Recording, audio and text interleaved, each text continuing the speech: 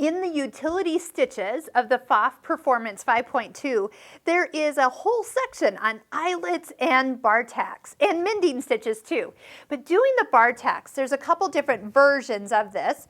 I can see by the little green plus that it's going to start at the top, and I don't have the right foot on, so I am going to switch that next. But the bar tack first one, it's pre-programmed. That's like what you might use on belt loops or something that just has come loose, or it's going to be in a really a place that's going to get a lot of wear. So that is pretty easy to do. Bet you could also make it longer. Hey, look at that. So if you can program in the length, you can see, and then you can change the density. Remember that little picture of the arrow in the bottom right corner of something? If I touch it, it's two options. One is to make it longer, and one is to make it denser. So if I want that to be closer together or not so close together, I can control that.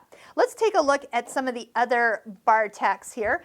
Foot number 1A, and that is with the IDT, so I'll pull that down. So keeping an eye at all times of what foot the machine actually recommends. Oh, and I noticed the plus is in the center here, so I'm going to see that I kind of need to center that where it needs to start. Oh, how fun is this stitch?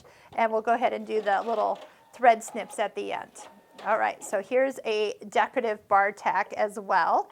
And the next one, once again, 2A. So taking off the IDT and putting on foot 2A. This has got a little thicker area, so underneath this foot, there's a lot more room. As you can see by the stitch, it's quite thick. So I want to have plenty of room so that stitch doesn't get hung up on the underneath part of that particular stitch. All right, let's try that last one. Ooh, pretty. Look, it's an X. I have actually not seen this on a machine before.